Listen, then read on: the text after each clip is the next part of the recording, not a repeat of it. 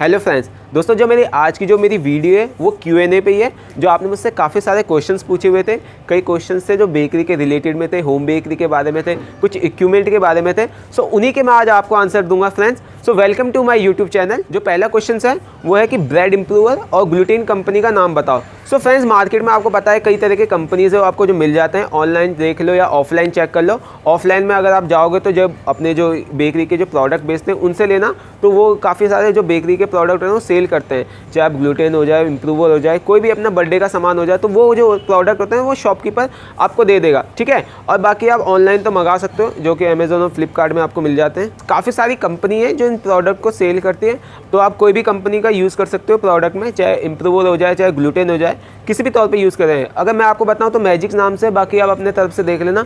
कोई अगर कमेंट करके मुझे बताना चाहे कि और भी कोई सारी कंपनीज है जो इस प्रोडक्ट को सेल करती है, तो वो भी बताना, क्योंकि कई लोगों को इससे हेल्प मिल जाएगी जो कि अपने जो ब्रेड इम्प्रूवर और ग्लूटेन को यूज़ करते हैं, ठीक है। एक ये पहली चीज़ होगी।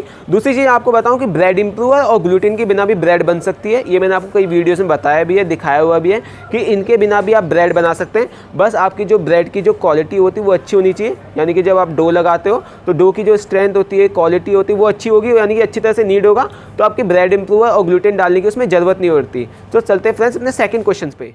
जो सेकंड क्वेश्चन पूछा गया है वो है कि डेक ओवन में अगर स्टीम ना हो तो उसको स्टीम कैसे दे सकते हैं। सो ऐसे कई प्रोडक्ट होते हैं जिसमें स्टीम मारना जरूरी हो जाता है, चाहे अपने क्रोसो हो जाए, डेनिस हो जाए, तो ठीक है, इनों में स्टीम की जरूरत होती है। लेकिन अगर हम ब्रेडें बनाना चाहे, कोई भी आप ब्रेडें बनाते हैं, ब्राउन ब्रेड बनाते हैं, होल व्हीट बनाते हैं, कोई भी आप ब्रेड बनाते हैं, तो उसमें स्टीम नहीं होती है।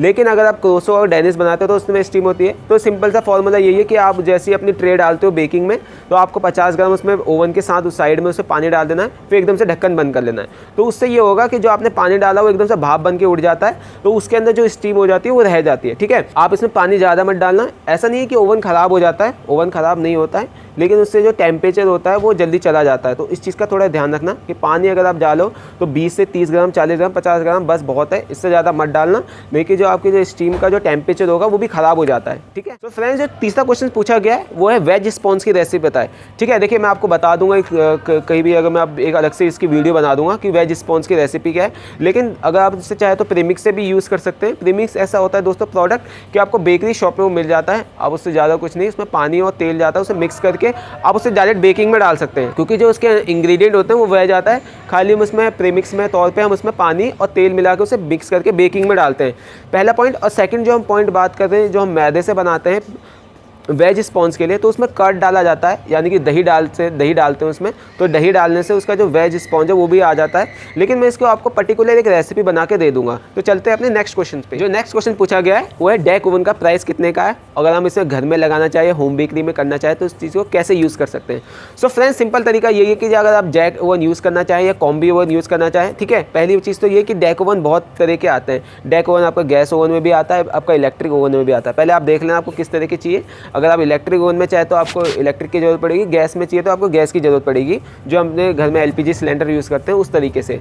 इसी चीज़ का अगर मैं आपको सेकंड पॉइंट बताऊं, चाहे अगर इलेक्ट्रिक से यूज़ करते हैं तो फ्रेंड्स आप छोटा वाला लेना कि जो आपका सिंगल फेस में आपका जो डेक ओवन है चल जाए, क्योंकि जो अगर हमारे जो ओवन की बात करें वो काफ़ी हैवी तौर पे इलेक्ट्रिसिटी यूज़ करते हैं, कंज्यूम करते हैं, तो उन चीज़ में आपको 3 फेस की ज़रूरत होती है। जो हमारा 3 फेस का जो मीटर होता है उस चीज़ की ज़रूरत होती है, जिसे हम कॉमर्शियल मीटर बोलते हैं, ठीक है। वो चीज़ अगर आपको यूज़ नहीं करनी है तो सिंगल फेस का अगर छोटा सा डेक ओवन ही देखना, उस चीज़ को यूज़ कर लेना। नहीं तो OTG सिस्टम आता है, OTG सिस्टम भी काफ़ी अच्छा है, ये अपने 1 ट्रे 2 ट्रे के लिए बहुत बढ़िया रहता है, जिससे कि आप होम बेकरी के लिए काफ़ी अच्छी तरीके से यूज़ कर सकते हैं।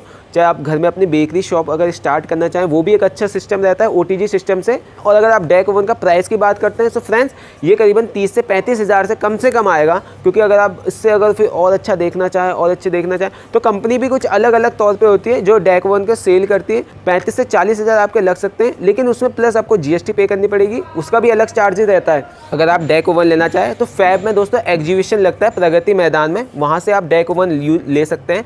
अलग अलग तौर पे आपको सारे इक्विपमेंट मिल जाएंगे बेकरी से रिलेटेड में, चाहे आप डेक ओवन लेना चाहे, कॉम्बी ओवन लेना चाहे, पेलेंट्री मिक्सर, या मतलब कोई भी अगर बेकरी के प्रोडक्ट अगर लेना चाहे तो वहाँ से आप जाके ले सकते हैं। लेकिन ये अलग अलग स्टेट पे अलग अलग तौर पे लगेंगे, यानी कि दिल्ली में मान लो आपका फैब में लगता है तो मुंबई में अलग है, गुजरात में अलग है, उसके तौर पर फेस्टिवल जो है अलग अलग बोलते हैं, जिसे हम ट्रेड फेयर बोलते हैं। सो वो अलग अलग तौर पर लगते हैं। अपने स्टेज में आप पता कर सकते हैं अपने गूगल में जाके, कहीं भी तौर पर जाके। तो चलते हैं अपने नेक्स्ट क्वेश्चन पे। तो अगला क्वेश्चन जो पूछा गया गया है वो है क्रोसो का प्रूफिंग टेम्परेचर कितना होना चाहिए, क्या उसका प्रूफ जब हम उसे रखते हैं तो उसे कितने टाइम तक प्रूफ करना चाहिए। दोस्तों मैं आपको एक चीज़ बता दूं, जो प्रूफिंग का जो टाइम होता है उसका, तो उसे कम रखना, यानी कि 10 से 15 मिनट तक अपने स्टीम चला के रखना, प्रूफिंग करके रखना, फिर उसको बंद कर देना। नहीं तो अगर आप उसे चला के रखोगे तो ऐसा होगा, जो उसके अंदर आप बटर रखते हो, बटर उसकी जो उसकी रोलिंग होती है, उसके अंदर जो लेयर होती है वो बाहर आ जाती है, ठीक है। तो इस चीज़ का ध्यान रखना, जो आपके क्रोसो हैं वो गर्म ना हो जाए, नहीं तो इससे ये होगा कि जो आपकी जो लेयरों में जो बटर आपने डाला हुआ है वो बाहर आ जाता है। बाहर आने से जो आपका क्रोसो है वो ख़राब हो जाएगा, क्योंकि जो आपने लेयर है वो तो पहले से ही ख़राब हो जाएगी, क्योंकि उसके अंदर जो बटर था वो बाहर आ गया। तो इस चीज़ का ध्यान रखना। प्रूफिंग अगर आप चलाओगे तो 10 से 15 मिनट के लिए उसे चलाना, फिर उसके बाद उसे बंद कर देना, फिर उसे धीरे धीरे प्रूफ होने देना। वो करीबन 30 से 35 मिनट लगेंगे प्रूफिंग करते समय।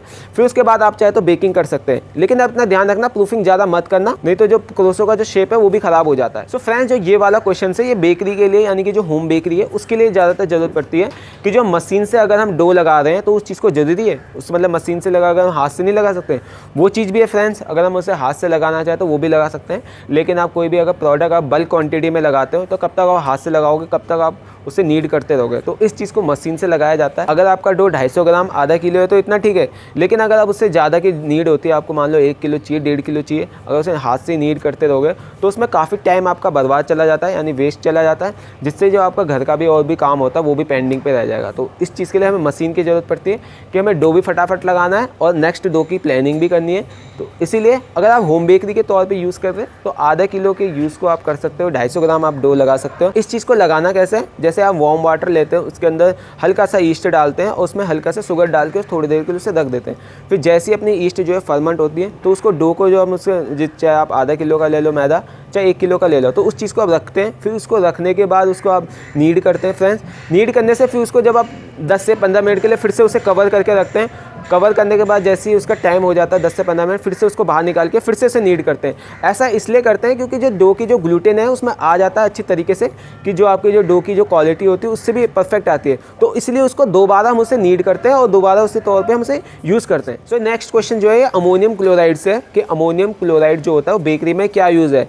मैंने आपको कई वीडियोज़ में बताया हुआ है, चाहे अपने अमोनियम हो जाए, कैल्शियम हो जाए, सोडियम हो जाए, ये जितने भी सारे अपने केमिकल्स होते हैं ये अपने ब्रेड या अपने किसी भी प्रोडक्ट को प्रिजर्वेशन के लिए काम करते हैं, ठीक है। अगर आपके ब्रेड में अगर आपको प्रिजर्वेटिव केमिकल की ज़रूरत होती है तो हम उसमें अमोनियम डालते हैं, सोडियम डालते हैं, क्लोराइड डालते हैं।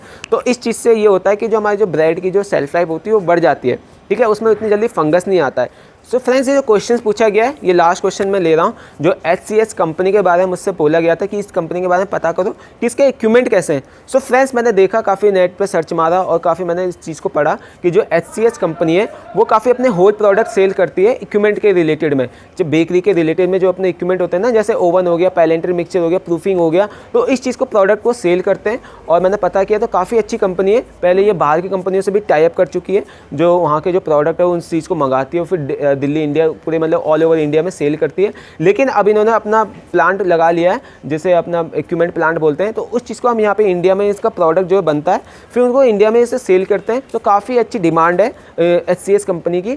ओवरऑल इस कंपनी की मार्केट अच्छी है, वैल्यू अच्छी है और आप इसको यूज़ भी कर सकते हैं। आई होप फ्रेंड्स, जो आपने मुझसे क्वेश्चंस पूछे हुए थे होंगे, मुझे पता है वीडियो थोड़ी लंबी चली गई है, बट आपके सारे आंसर मिल गए होंगे। तो फिर मिलेंगे नेक्स्ट रेसिपी और नॉलेज में। मुझे दे इजाज़त। जय हिंद।